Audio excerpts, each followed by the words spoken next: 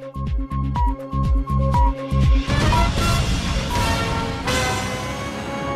now, live at 8.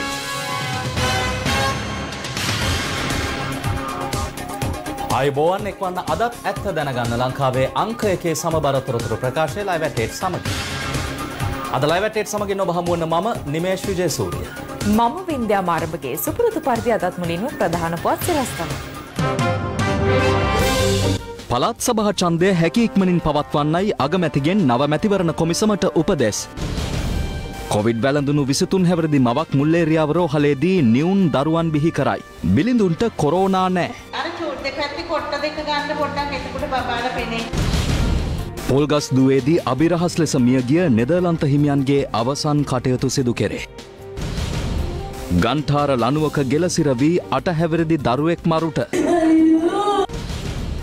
LPL තරගාවලියෙන් Kandy ටස්කස් පිළ එලියට. ධනුෂ්ක ගුණතිලකගේ සුපිරි පිතිහරඹෙන් goal ග්ලැඩියේටර්ස් අවසන් පූර්ව වටයට. Goal Gladiators.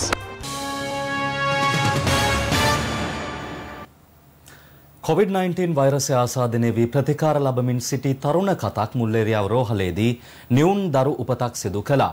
සිසේරියන් සැත්කමකින් මෙලොව එළියදුටු දරු දෙදෙනාට වෛරසය ආසාදනය වී නොමැති බවයි වෛද්‍යවරුන් සඳහන් කළේ. සැත්කම සඳහා රෝහල් කිහිපයකම වෛද්‍ය හෙදහෙදියන් ඇතුළු 30 දෙනෙකුට අධික කාර්ය මණ්ඩලයක් සිය සහයෝගය ලබා දීම පැසසිය යුතුයි. COVID-19 වෛරසය මුළු ලෝම වෙලා ගනිමින් සිටින මොහොතක අද වන විට ගෝලීය ආසාදිතයන් සංඛ්‍යාවත් නොදැනීම ලක්ෂ 700 සීමාව ඉක්මවා ගිහින්.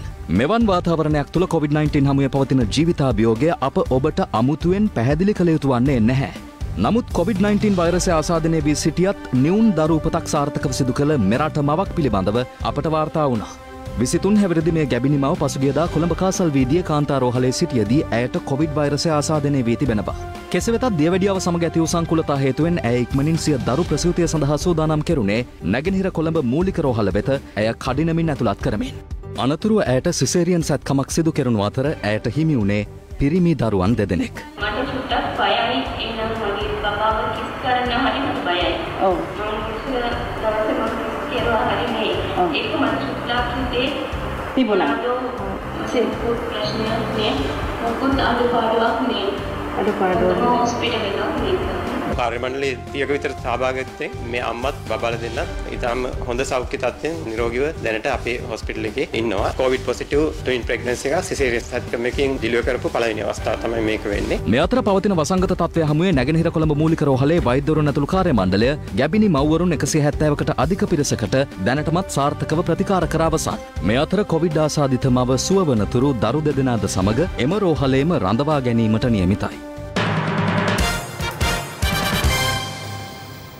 COVID-19 වෛරසය ආසාදනය වූ රෝගීන් 762 දෙනෙක් අදත් මෙරටින් හඳුනාගත්තා.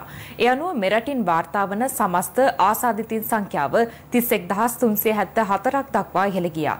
ඊයේ වාර්තා වූ මරණ දෙකක් සමග මෙරටින් වාර්තා වන සමස්ත මරණ සංඛ්‍යාවද 146 දක්වා ඉහළ ගොස් තිබෙනවා. COVID-19 ආසාදනය වූ මරණ දෙකක් ඊයේ මෙරටින් වාර්තා වුණා. එක් මරණයක් කොළඹ දෙක ප්‍රදේශයෙන් වාර්තා වූ අතර COVID-19 නිසා ඇති වූ හෘද ආසාදනයක් මරණයට හේතු වී තිබූ බව රජයේ ප්‍රවෘත්ති දෙපාර්තමේන්තුව සඳහන් කළා. වැලිගම ප්‍රදේශයේ පදිංචි 54 හැවිරිදි කාන්තාවක්ද වකුගඩු රෝගී තත්ත්වයේ උත්සන්න වීම සහ COVID-19 නියුමෝනියා තත්ත්වයේ හේතුවෙන් ඊයේ මිය ගියා. ඒ අනුව මෙරටින් වාර්තා වන සමස්ත මරණ සංඛ්‍යාව 146ක්. මෙම මරණ වලින් මරණ 133ක්ම වාර්තා වුණේ දින 48ක් තුලයි. එමෙන්ම මෙම මරණ වලින් වැඩිම සංඛ්‍යාවක් අවුරුදු 71 ඉක්ම වූ ආසාදිතයින් අතරින් වාර්තා වූ අතර එම සංඛ්‍යාව දැක්ුණේ 63ක් ලෙසයි. මාර්තු වල ඉඳන් අපි ඔක්තෝබර් මුල වෙනකම්ම අපිට මරණ 13යි වාර්තා වුණේ මාස 7කටම වගේ. නමුත් එතනින් පස්සේ මේ මරණ 13 දැන් 133ක් මේ දෙවෙනි රැල්ල ආශ්‍රිතව වෙලා තියෙනවා. ඒ දෙවෙනි රැල්ලෙත් නොවැම්බර් පළවෙනිදායින් පස්සේ තමයි අති බහුතරය. නොවැම්බර් මාසෙ විතර මරණ 107ක් විතර සිද්ධ වෙලා තියෙනවා. ඒක දෙසැම්බර් මාසෙ තුලත් මේ ගත වෙච්ච දවස් කිහිපය ඇතුළත දවසකට මරණ 4-5ක් සිද්ධ වෙන තැනට ගිහිල්ලා තියෙනවා. ඉදිරියේදී මේ වගේ මරණ සිද්ධ වෙන එක වළක්වන්න අපි ප්‍රධාන අවධානය යොමු කළ යුතුයි. මොකද රෝගීන් වාර්තා වෙන ස්වභාවයත් එක්ක මේ හඳුනා ගැනීමත් එක්ක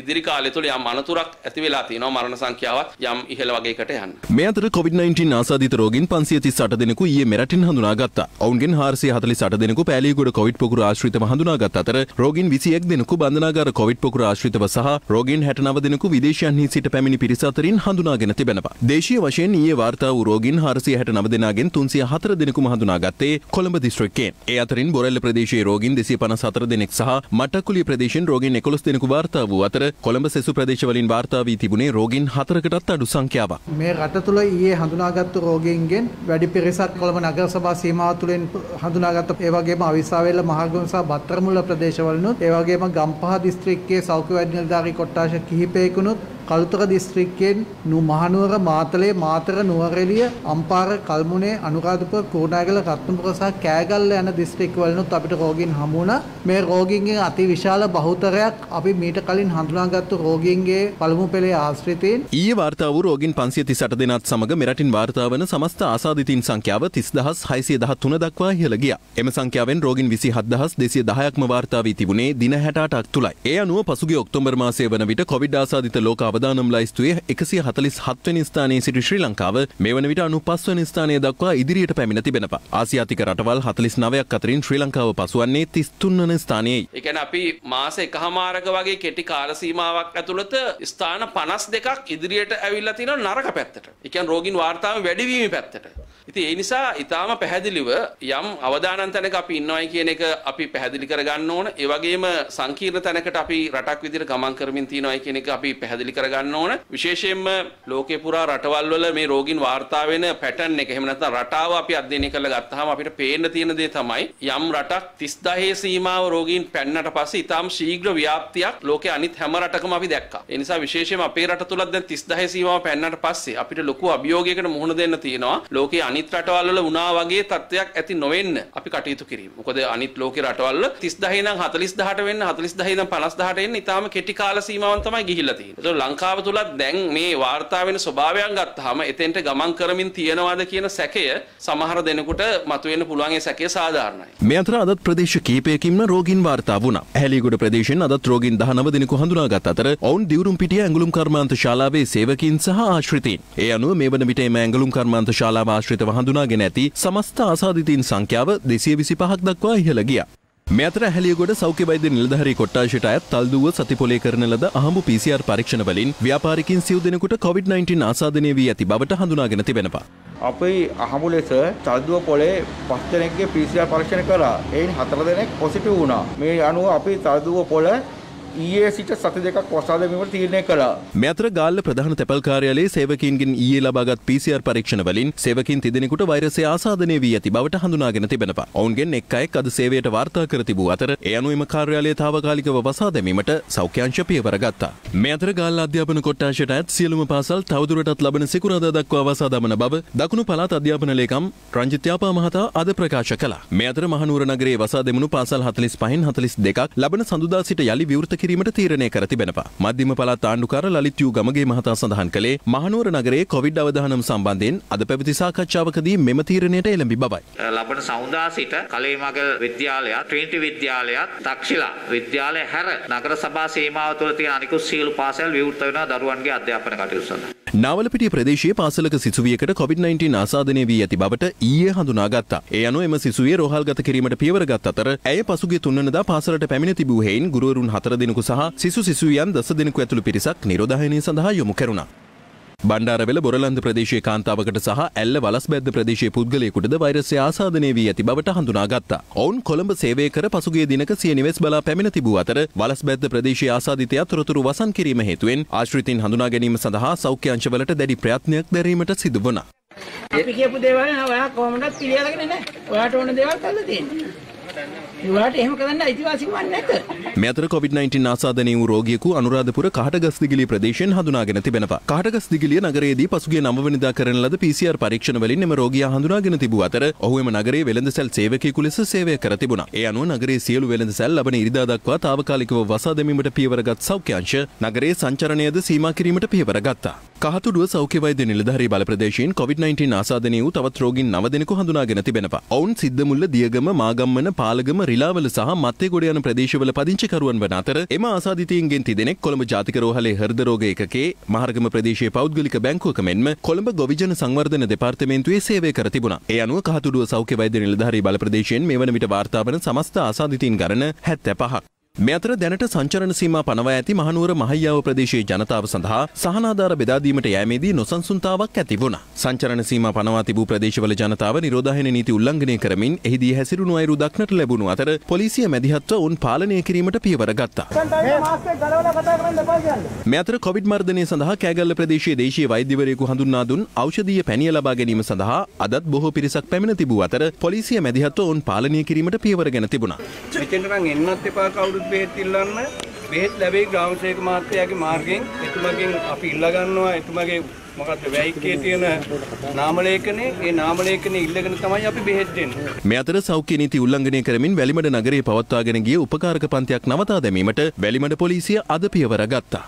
කොළඹ නගර සභාවට දුන්න අවධානයට සමාන අවධානයක් මේ වෙනකොට බණ්ඩාරගම අටලුගම් ප්‍රදේශය සඳහා දෙමින් තියෙනවා. ඊළඟට මහනුවර මහයියාව බෝගම්බර ප්‍රදේශය ගැන අපි එතන රෝගී පොකුරු නිර්මාණය වෙමින් තියෙනවා. ඒතර ඒක ගැන අපි අවධානය යොමු කරමින් තියෙනවා. මෙච්චර දවසක් අපි අවධානම අඩුයි කියලා කතා කරපු නැගෙනහිර පළාතේ අක්කරේපත්තු සමන්තුරේ කල්මුනේ අම්පාර ප්‍රදේශවල රෝගී පොකුරු බිහිවීමේ අනතුරක් ගැන අපි කතා කරමින් ඉන්නවා. රත්නපුරේ ඇහැලියගොඩ දිවුරුම්පිටිය ප්‍රදේශයේ කර්මාන්තශාලාවක් ආශ්‍රිතව වාර්තා වෙච්ච ප්‍රමාණය දැන් 200 සීමාව ඉක්මවා වාර්තා වෙමින් තියෙනවා. පුත්තලමෙත් ඒ වගේ තත්ත්වයක් තමයි තියෙන්නේ. ගාල්ලෙත් ඒ වගේ තත්ත්වයක් මතුවෙමින් තියෙනවා. ඒතකොට ලංකාවේ මේ අවදානම් කියලා අපි හඳුන්වපු බස්නාහිර පළාතෙන් අවදානම යම් විදියකට සමහර අනිත් අවදානම අඩු වෙලා තිබිච්ච පළාත් වලට ව්‍යාප්ත වීමේ අනතුරක් මේ වෙනකොට මතුවලා තියෙනවා. ඒ හින්දා තමයි අපි හැමෝම අපේ වගකීම මේ වෙලාව ඉෂ්ට කිරීම සම්බන්ධයෙන් අවබෝධයෙන් යුක්තව කටයුතු කළ යුතුයි.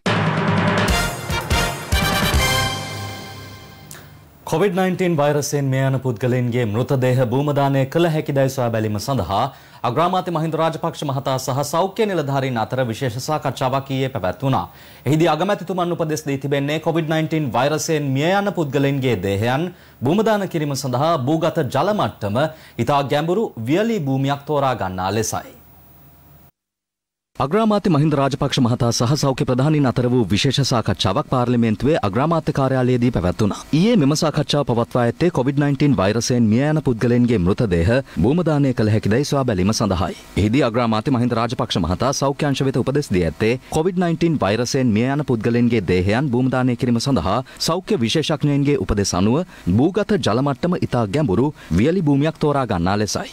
දැනට වෛරසයෙන් මිය යන පුද්ගලයෙකුගේ දේහය තුළ දින 36ක් පමණ වෛරසය පවතින බව සෞඛ්‍ය බලධාරීන් මෙහිදී අග්‍රාමාත්‍යවරයා දැනුවත් කර තිබෙනවා. මෙම සාකච්ඡාවේදී සෞඛ්‍යයට බලපාන කරුණු වෙනුවෙන් ජාත්‍යාගම් වශයෙන් තීන්දුව తీරන ගැනීමට නොහැකි බව පෙන්වා දුන් අග්‍රාමාත්‍ය මහින්ද රාජපක්ෂ මහතා සෞඛ්‍ය මාර්ගෝපදේශ පිළිපැදීමට සියලු ජනවර්ගවල ජනතා සහාය අවශ්‍ය බවද මෙහිදී සඳහන් කළ බවයි අග්‍රාමාත්‍ය කාර්යාලය පවසන්නේ. ඒ සඳහා සහාය ලබා දෙන්නයි මෙම හමුවට පැමිණ සිටි මුස්ලිම් මන්ත්‍රීවරුන්ගෙන් අග්‍රාමාත්‍යවරයා විශේෂයෙන් ඉල්ලා තිබෙනවා. මේ අවස්ථාවට අමාත්‍යවරුන් වන අලි සබ්රි, පවිත්‍රාවන්‍ය ආරච්චි, රෝහිත අබේගුණවර්ධන සහ වාසුදේව නානායක්කාරයන් මහත්ම මහත්මීන් පිරිසක් එක්ව සිටියා. මේ අතර පළාත් සභා මැතිවරණයේ කඩිනමින් පැවැත්වීම සඳහා අවධානය යොමු කර ඊට අවශ්‍ය නීතිමය කටයුතු සොයා බලන ලෙස අග්‍රාමාත්‍ය මහින්ද රාජපක්ෂ මහතා අද මැතිවරණ කොමිසමේ සමාජිකයින්ට උපදෙස් දී තිබෙනවා. ඒ අද පෙරවරුවේ මැතිවරණ කොමිසමේ සමාජිකයින් සහ අග්‍රාමාත්‍යවරයා අතර විජේරාම නිල නිවසේ පැවති සාකච්ඡාවකදී මෙහිදී නව ක්‍රමයට නොහැකි නම් පැරණි ක්‍රමයට හෝ මැතිවරණය පැවැත්වීමට හැකි ඉඩකඩ සොයා බලන ලෙසත් මහින්ද රාජපක්ෂ මහතා මැතිවරණ කොමිසමේ සමාජිකයින් හමුවේ පැවසූ බවයි නිවේදනයක් නිකුත් කරමින් අග්‍රාමාත්‍ය කාර්යාලය පවසන්නේ. මෙම සාකච්ඡාවේදී පවතින මැතිවරණ නීති සංශෝධනය විය යුතු බව පැවසූ මැතිවරණ කොමිසමේ සමාජිකයින් ඒ සඳහා පාර්ලිමේන්තු තේරීම්කාරක සභාවක අවශ්‍යතාවද පෙන්වා දී තිබෙනවා. ඊට පිළිතුරු දෙමින් අග්‍රාමාත්‍යවරයා සඳහන් කර ඇත්තේ තමන් මේ වන විටත් ඒ පිළිබඳව කතානායකවරයාගෙන් ඉල්ලීමක් කර ඇති බවයි. මේ අතර අග්‍රාමාත්‍ය මහින්ද රාජපක්ෂ මහතා අද සවස බෙල්ලන්විල රජමහා විහාරස්ථානයේ වැඳ පුදා ගත්තා. එහිදී ආගමික වතාවත්වල නිරත වූ අග්‍රාමාත්‍යවරයා බෙල්ලන්විල රජමහා විහාරස්ථානයේ විහාරාධිපති අතිපූජ්‍ය බෙල්ලන්විල ධම්මරත්න නාහිමියන් බැහැ දැක ආශිර්වාද ලබා ගත්තේ මෙලෙසින්.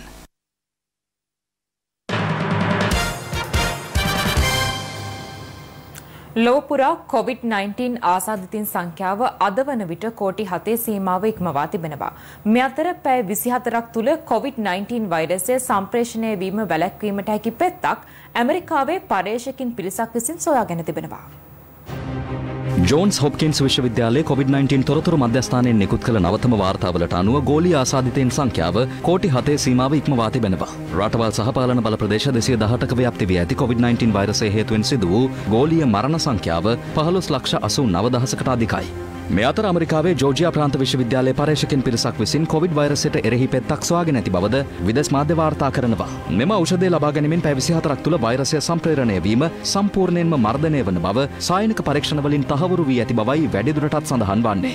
මේ අතර එක්සත් ජනපදයේ ආහාර ඖෂධ පරිපාලනය නොහොත් FDA ආයතනය විසින් ෆයිසර් එන්නත හදිසි භාවිතය සඳහා ලබා දීමට අවසර ලබා ගැනීමේ අරමුණින් ඡන්ද විමසීමක් සිදු කර තිබෙනවා. මෙම ඡන්ද විමසීමෙන් වැඩි ඡන්දයෙන් එම අවසරය ලැබී ඇතිමුත් එළඹෙන ඉරිදා දින එක්සත් ජනපද රෝගපාලන සහ වැළැක්වීමේ මධ්‍යස්ථානය නොහොත් CDCහි අවසරය ලබා ගැනීම සඳහාද ඡන්ද විමසීමක් පැවැත්වීමට නියමිතයි. ෆයිසර් එන්නතට මුල්ම අනුමැතිය බ්‍රිතාන්‍යයෙන් හිමි වුණා. මේ අතර චීනයේ කැන්සිනෝ බයොලොජික ආයතනය විසින් නිෂ්පාදනය කළ කොවිඩ් එන්නත් මාත්‍රා මිලියන 35ක් මිලදී ගැනීමට මෙක්සිකෝව තීරණය කර තිබෙනවා. මෙම සතියේදී එම ගනුදෙනුව සිදුවන බවයි වැඩිදුරටත් වාර්තා වන්නේ.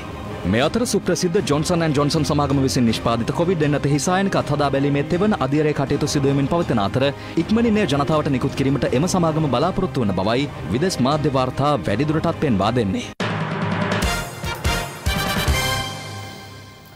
වඳ සැත්කම් සිදු කළ බවට චෝදනා එල්ල වූ කුරුණෑගල රෝහලේ වෛද්‍ය සාෆි ශිහබ්දීන් අත්අඩංගුවට ගැනීම තමන් ස්ථාන මාරු කිරීමට මූලික වශයෙන් හේතු වූ බව කුරුණෑගල දිසාභාර හිටපු නියෝජ්‍ය පොලිස්පති කිත්සිරි ජයලත් මහතා පවසනවා. පාස්කු ප්‍රහාරය සම්බන්ධයෙන් විමර්ශනය කරන ජනාධිපති කොමිසම හමුවේ සාක්ෂි ලබා දෙමින් ඔහු මේ බව සඳහන් කළා. මේ අතර පාස්කු කොමිසමට සාක්ෂි ලබා දීමට පැමිණි සමස්ත ලංකා ජමියාතුල් උලමා සංවිධානයේ සභාපති රිස්වී මුෆ්ති මහතා කොමිසමේ සමාජිකයින්ට තෑගි ලෙස රැගෙන වටලප්පන් බඳුන් පිළිගැනීම කොමිසම ඊයේ ප්‍රතික්ෂේප කර තිබෙනවා.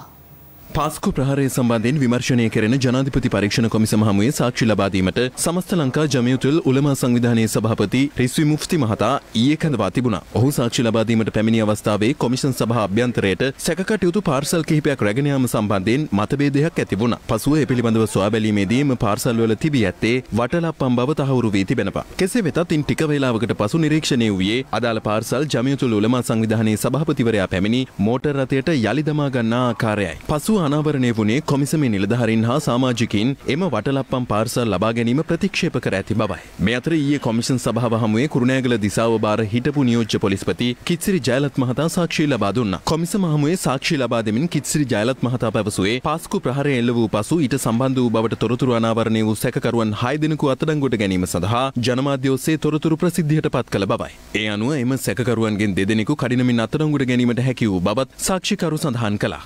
ස්වාමීනි ඉතා වැදගත් බුද්ධි තොරතුරු 45කට ආසන සංඛ්‍යාවක් මට ලැබුණා. ඒ අතරේ මම එක්තරා සුවිශේෂී සැකකරුවෙකු අත්අඩංගුවට ගන්න ක්‍රියා කළා. එම සැකකරුව අත්අඩංගුවට ගත්තට පස්සේ මට විවිධ ක්‍රමවලින් බලපෑම් එල්ල වුණා. ඒ බලපෑම හමුවේ මාව පුත්තලමට මාරු කරා. ඒ සුවිශේෂී සැකකරු කවුද? ස්වාමීනි, ඒ සුවිශේෂී සැකකරු තමයි කුරුණෑගල රෝහලේ වෛද්‍ය ශාෆි සිහබ්දීන්. ඒ වෛද්‍යවරයාට කිසියම් දේශපාලන සබඳතාවක් තිබුණද? ඔව් ස්වාමීනි. එම වෛද්‍යවරයා හිටපු මාතේ රිෂාඩ් බදිදුදීන් සමග සම්බන්ධව සිටි බවට තොරතුරු අනාවරණය වෙලා තිබුණා. තෞහීද් ජමාත් සංවිධානයේ අදාළ සැකකරුට මුදල් ලබා දෙන බවත් බුද්ධි තොරතුරු අනුව අනාවරණය වෙලා තිබුණා. ඒ අනුව මම උපදෙස් දුන්නා පරීක්ෂණ මෙහෙයවල ඔහුට එරෙහිව නීතිමය ක්‍රියාමාර්ග ගන්න කියලා. ඒ අනුව සැකකරු අත්අඩංගුවට ගත්තට පස්සේ තමයි මාව ස්ථානමාරු කළේ. මේ අතර වදසැත්කම් සිදු කිරීම සහ අයථා ලෙස මුදල් ලිපියූ බවට චෝදනා එල්ල වී ඇති වෛද්‍ය ශාෆි ශිහබ්දීන් සම්බන්ධ නඩුව අද කුරුණෑගල අධිකරණය හමුවේ කැඳවා තිබුණා. එහිදී අදාළ නඩුව ලබන වසරේ ජූනි මාස 18 වන දින යලි කැඳවීමට මහේස්ත්‍රාත්වරයා නියෝග කළා. වෛද්‍ය ශාෆි ශිහබ්දීන් වෛද්‍යවරයා විසින් ඔහුගේ සේවා කාලය තුල කුරුණෑගල මහරෝහලේදී මුස්ලිම් මව්වරුන් 662 දෙනෙකු චීසසත්කම් සිදු කර ඇති බව එහිදී මේ වන විට 600 ගණනකට අධික සංඛ්‍යාවක පරීක්ෂණ කරලා තියෙනවා. ඒ හා සම්බන්ධයෙන් සම්පූර්ණ වාර්තාවක් ඉදිරි දිනේදී ඉදිරිපත් කරන බවට අපරාධ පරීක්ෂණ දෙපාර්තමේන්තුව දන්වා සිටිනවා. මේ අතර දූෂණ විරෝධී පෙරමුණේ මෙහෙයුම් අධ්‍යක්ෂ නාමල් කුමාර මහතා අද පාස්කු ප්‍රහාරය සම්බන්ධයෙන් විමර්ශනය කෙරෙන ජනාධිපති කොමිසමෙහි පොලිස් ඒකකයේ වෙත ලිපි කිහිපයක් බාර දෙනු ලැබුවා. හඬපට 100කට 200කට වැඩියෙන් ඇති රහස් සාකච්ඡා පටිගත මේ රටේ අලුතින් ආණ්ඩු හදන්න බව මිනිස්සු සැලසුම් කරා. සමහර පාර්ලිමේන්තු මන්ත්‍රීවරු ආණ්ඩුවේ ඉඳලා අනිත් පැත්තට යන්න සැලසුම් කරන ඒවා බව මම බුද්ධි සේවයට කියලා දෙනවා. මෙන්න මේ මන්ත්‍රීවරයා මේ ආණ්ඩුවෙන් යනවා තව සති දෙකකින්. පැහැදිලි කරලා දෙනවා අවශ්‍ය නම් මම ඒවා අවශ්‍ය තැන්වලදී ඉදිරිපත් කරන්නම්. අභිරහස් ලෙස මියගොස් සිටි නෙදර්ලන්ත ජාතික පූජ්‍ය දිනවංශ හිමියන්ගේ අවසන් කටයුතු අද කිරිමැටිය සුසාන භූමියේදී සිදු කෙරුණා. උන්වහන්සේගේ දේහය පිළිබඳ පශ්චාත් මරණ පරීක්ෂණය ඊයේ පස්වරුවේ සිදු කරනු අතර එහිදී හිමිනමගේ සිරුරු කොටස් වැඩිදුර පරීක්ෂණ සඳහා වෛද්‍ය පරීක්ෂණ ආයතනයට යොමු කිරීමට ගාල්ල කරාපිටිය රෝහලේ විශේෂඥ අධිකරණ වෛද්‍යවරිය පියවර ගත්තා. රත්ගම කටුදම්පේ පොල්ගස්දුව ආරණ්‍ය සේනාසනයේ වැඩවිසූ පූජ්‍ය නෙදර්ලන්තයේ ජිනවංශ හිමියන් පසුගිය 5 වෙනිදා සිට අතුරුදන්ව සිටි අතර ඒ පිළිබඳව රත්ගම පොලිසියට ලද තොරතුරක් මත පොලිස් කණ්ඩායම් 4ක් විමර්ශන සිදු කළා. එහිදී ආරණ්‍ය සේනාසනය අසල කලපුවේ තිබී හිමි නමගේ දේහය සොයා ගැනීමට පොලිසියට හැකි වුණා.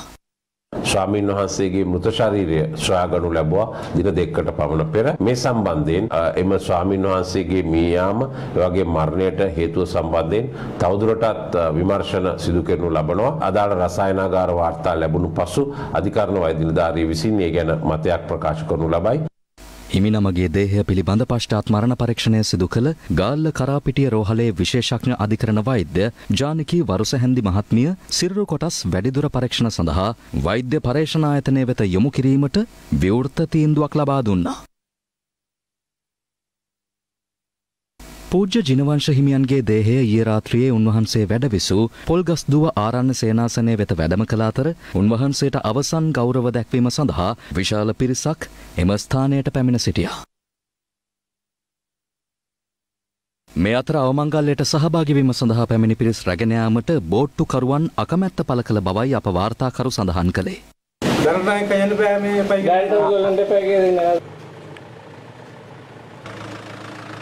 අපවත් වී වදාළ ජිනවංශ හිමියන්ගේ දේහය පිළිබඳ අවසන් කටයුතු අද පස්වරුවේ කිරිමැටිය සුසාන භූමියේදී සිදු කෙරුණා.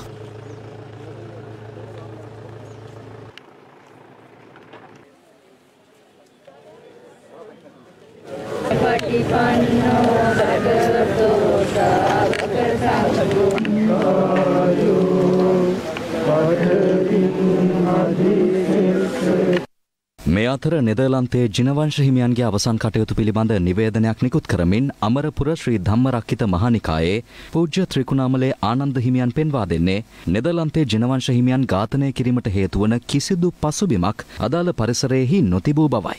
එය සියදිවි නසා ගැනීමක් විය හැකි බව තමන් කලින්ද ප්‍රකාශ කළේ මේ නිසා බවයි උන්වහන්සේ පවසන්නේ. තරුණයෙකු නිර්වත් කර අමානුෂික ලෙස පහර දීමේ සිදුවීමක් සම්බන්ධයෙන් නිට්ටඹුව පොලිසිය විසින් පුද්ගලයන් තිදෙනෙකු අත්අඩංගුවට ගෙන තිබෙනවා. පසුගියදා වෙළඳසැලකට පැමිණි තරුණයෙකු නිර්වත් කර පොළු මුගුරු වලින් පහර දෙන ආකාරය වෙළඳසැලේ සවිකර තිබූ CCTV කැමරාවකද සටහන් වී තිබුණා. මානුවර කොළඹ ප්‍රධාන මාර්ගයේ වේවැල්දෙනිය ප්‍රදේශයේදී මෙම පහර දීම සිදු ඇත්තේ පසුගිය 7 වෙනිදා පස්වරුවේදී. වෙළඳසැලට පැමිණි තරුණයෙකුට පුද්ගලයන් තිදෙනෙකු පොළු මුගුරුගෙන අමානුෂික ලෙස පහර දෙන්නේ මේ ආකාරයෙන්. පසුව ඔවුන් අදාළ තරුණයා නිර්වත් කර ඔසවා පොළේ ගසන ආකාරයද දක්නට ලැබෙනවා.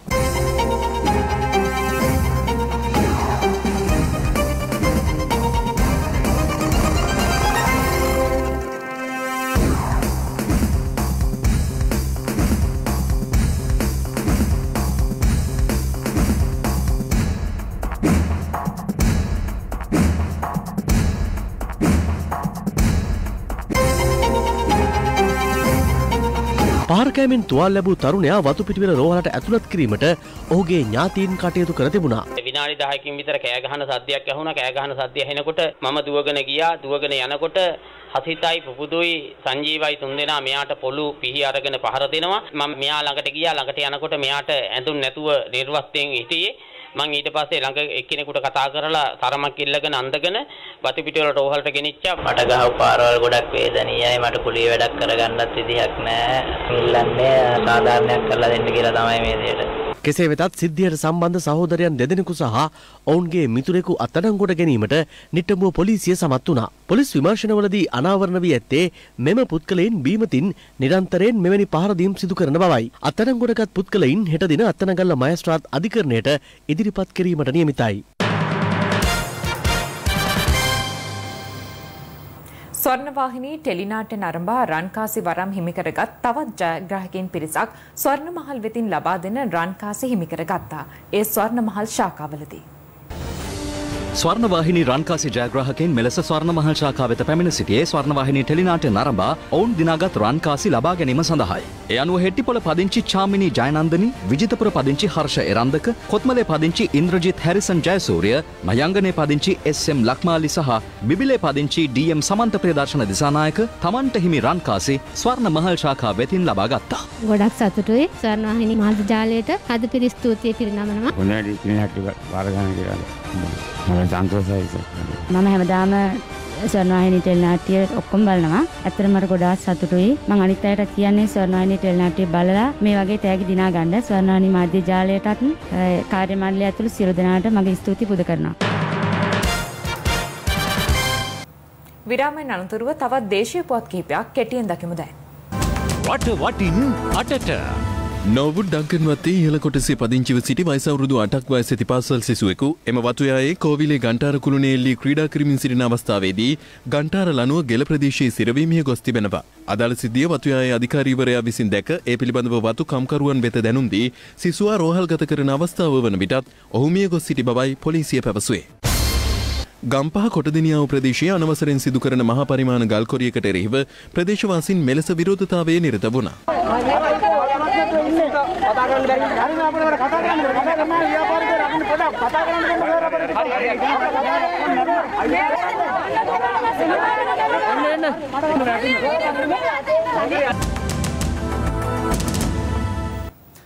COVID-19 වෙසෙන හැමුවේ පීඩාවට පත් වූ ජනතාවට සරණක් වන්නට ස්වර්ණවාහිනියේ ස්වර්ණශ්‍රී සත්කාර වැඩසටහන හරහා පසුගිය දින කිහිපයේදීම නොයෙකුත් ප්‍රදේශ වෙත අප ගමන් කළා. ඒ සඳහා ශ්‍රී ලංකා ටෙලිකොම් සහ මොබිටෙල් ආයතනයන්හි පූර්ණ දායකත්වයේ හිමි වූ අතර අදත් අපි පීඩාවට පත් වූ ජනතාව වෙනුවෙන් සහන සැලසීමට බොරැල්ල ගෝතමීපුර ප්‍රදේශයට පැමිණියා. කොවිඩ් ව්‍යසනය හමුවේ පීඩාවට පත් ජනතාවට සරණක් වන ස්වර්ණශ්‍රී සත්කාර වැඩසටහනේ කණ්ඩායම ශ්‍රී ලංකා ටෙලිකොම් සහ මොබිටෙල් ආයතනයේ නිලධාරීන් සමග ගෝතමීපුර ප්‍රදේශයට ගියා. එම ප්‍රදේශයේ ජනතාවට අවශ්‍ය වියලි ආහාර ද්‍රව්‍යද රැගෙනයි.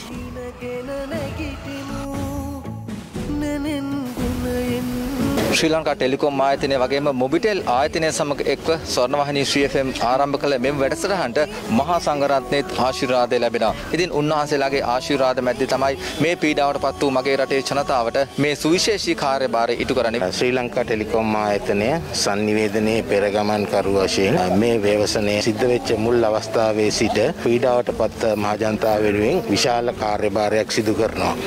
ඒකම අපි මේ කාර්යයට ඔබතුමන්ලා සමග ස්වර්ණවාහිනී සමග සම්බන්ධ වන ශ්‍රී ලංකා ටෙලිකොම් ආයතනය මොබිටෙල් ආයතනයත් එකට එකමුතුව අපි මේ සත්කාරය කරනවා. අපේ යුතුයකම තමයි වගකීම් යුතු ආයතනයක් හැටියට ජනතාවට ජීවත් වීමට අවශ්‍ය කරන සහන ලබා දෙන්න. ඒ නිසා අද අපේ කාර්යය වන්නේ ශ්‍රී ලංකා ටෙලිකොම් මොබිටෙල් සහ ස්වර්ණවාහිනී එක්ව මේ උදව්වක් අවශ්‍ය වෙන ජනතාවට ඒ උදව්ව සත්කාරය කරන්න. බොහොම හොඳයි. ඉතින් අපේ ගමේ අයට මෙහෙම වගේ දෙයක් කරන එක මේ වගේ අමාරු කාලෙක ඉතින් ඔයගලන්ට බොහොම ස්තුතියි. දේව ආශිර්වාද ලැබෙනවා සීල දෙනාටම. මේ වගේ දෙයක් කරන එක කොච්චර ලොකු දෙයක් පිනක්ද? මේ දෙන දේ ලොකු දෙයක් අපි ගොඩාක් පින් කියලා අපි ඉල්ලනවා. දුන්නා වූ සෑම කෙනාටම උදව් වුණා වූ සෑම කෙනාටම ස්තුතිවන්ත වෙනවා මොනවද තිබුණා. ඉදිරියේදීත් ඔබ ප්‍රදේශයට පැමිණ ඔබගේ මේ පහසුව වෙනුවෙන් ශ්‍රී ලංකා ටෙලිකොම් ආයතනය වගේම මොබිටෙල් ආයතනයේ දායකත්වයෙන් ස්වර්ණවාහිනී ස්වර්ණශ්‍රී සත්කාර වැඩසටහන ඔබ ප්‍රදේශයට පැමිණීමට නියමිතයි. නව මැනින් වෙළඳපොලේ කඩකාමර ලබා දීමේදී ඇති වූ අර්බුදකාරී තත්ත්වයට විරෝධය පළ කරමින් මැනින් වෙළඳසැල් හිමියන් ඇරඹූ මාරාන්තික උපවාසය අද ඔවුන් විසින් නිමාවට පත් කළා. අද උදෑසන මැනින් වෙළඳපොලේ ව්‍යාපාරිකයින් දෙවන දිනටත් පිටකොටු දුම්රිය ස්ථානයේ ඉදිරිපිටදී මාරාන්තික උපවාසයේ යෙදී සිටියා. ඇත්තටම මොකද්ද වෙලා තිබ්බේ? ඇත්තටම මේ අපිට අසාධාරණයක් සිද්ධ වෙලා තිබ්බා. අපිට කඩ බෙදා දීමේදී වෙච්ච අඩුපාඩුකම් නිසා කඩ අපිට එක කඩේ දෙකට බෙදලා ලැබිලා තිබුණා. දැන් පොඩි කතාවක් ඇති වෙමින් තිබෙනවා. ඔයගොල්ලෝ ඉන්න වෙළඳුම් ප්‍රමාණයට වඩා අඩු ප්‍රමාණයකින් තමයි මේ කඩකාමර හදලා තියෙන්නේ කියලා. ඔය කොච්චරක් විතර පිරිසක් ඉන්නවද මෙතන බිස්නස් කරන? 1169ක්. 1192යි සම්පූර්ණම ගාන. 12යි 6යි කඩවාගේ අතරම අපිට තනි කකුලෙන් ඉන්නත් බෑ මේකේ. උපවාසයේ නිරත වූවන් පවසන දේ පිළිබඳ සත්‍ය තත්ත්වය සොයා බැලීමට අප අද පෑලියගොඩ නව මැනින් වෙළඳපොළ පරිශ්‍රය අභ්‍යන්තරයටත් ගියා. ඔන් කිව්වේ Tamanට එක කඩයක් දෙන්නට බෙදා ගන්න හරි අමාරුයි කියලා. ඒ කියපු කඩ තමයි මේ තියෙන්නේ. ඔවුන් පවසන්නේ Tamanට දෙදෙනෙක් හිටියට එක්කෙනාට ඒ කරන්ට් එක දීලා තියෙන කියලා. මේ කඩ නිර්මාණය වෙලා තියෙන තනි කොටසක් විදියට බෙදා දීමේ පහසු වෙනෙන් හැමෝටම සාධාරණයක් ඉටු කිරීම වෙනුවෙන් මේ කොටස් දෙකකට බෙදා දෙන්න තීරණය කළා තියෙන්නේ.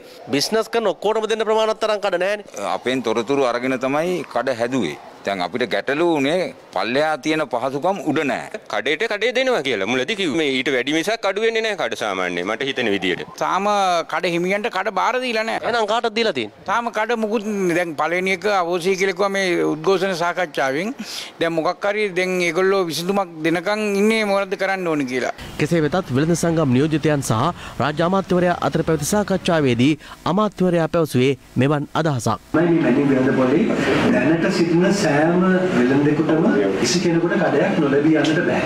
තමුන් දැනට සිටින ඉඩ ප්‍රමාණයට වඩා වැඩි ඉඩ ප්‍රමාණයක් කවුරුත් ලැබෙන්නට ඕනේ කියන එක. ඇත්තටම මේ සත්‍ය තේරුම් අරගෙන අපිට සාකච්ඡා කරගෙන මේ කාරණේ විසඳා ගැනීමට හැකියීම පිළිබඳව වෙළඳ ප්‍රජාව හැටියට අපි ඉතාමත් සන්තෝෂ වෙනවා. පසුව උපවාසයේ නිරත වූ පිරිස මෙලෙස විසිර ගියා.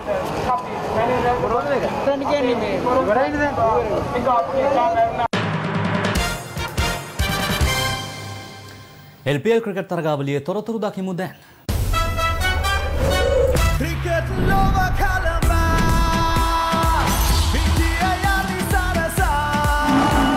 LPL තරගාවලියේ 19 වෙනි තරගයේ ඊයේ රාත්‍රියේ කැන්ඩි ටස්කර්ස් කණ්ඩායම සහ ගෝල් ග්ලැඩියේටර්ස් කණ්ඩායම අතර හම්බන්තොට මහින්ද රාජපක්ෂ ක්‍රීඩාංගණයේදී පැවැත්වුණා. ජාත්‍යන්තරයේ වැඩිම අත්දැකීම් ඇති තරග තීරක රංජන් මඩුගල්ලේ සහ විනිසුරුවරයෙකු ලෙස ජාත්‍යන්තරයේ ඉහළ පිළිගැනීමක් ඇති කුමාර් ධර්මසේන මෙම තරගයේ සිට LPL හා එක්වීම විශේෂත්වයක්.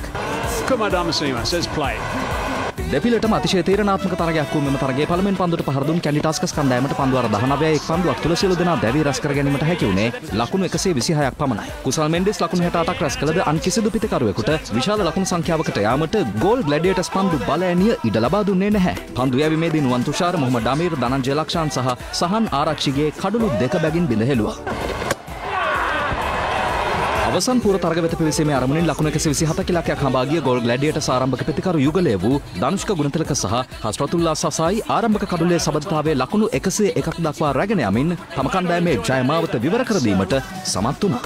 ඒ අනුව නියමිත ඉලක්කය පන්දු 17ක් තුල එක් කඩුලක් පමණක් දැවි සපුරා ගන්නට ගෝල් ග්ලැඩියේටර්ස් කණ්ඩායම සමත් වුණා. තරගාවලියේ සාර්ථකම පිතිකරුවා බවට පත්ව සිටින ධනුෂ්ක ගුණතිලක මෙම තරගයේදී නොදැවි ලකුණු 94ක් රැස් කිරීමට සමත් වුණා. තරගයේ වීරයා ධනුෂ්ක ගුණතිලක. මේ අතර ගෝල් ග්ලැඩියේටර්ස් සිටපු නායක ෂහිඩා ෆ්‍රෙඩි ට්විටර් පණිවිඩයක් නිකුත් කරමින් පවසා ඇත්තේ ධනුෂ්ක ගුණතිලකගේ මෙම දස්කම් අනුව ශ්‍රී ලංකාවේ මීළඟ සංගක්කාර ඔහු විය හැකි බවයි.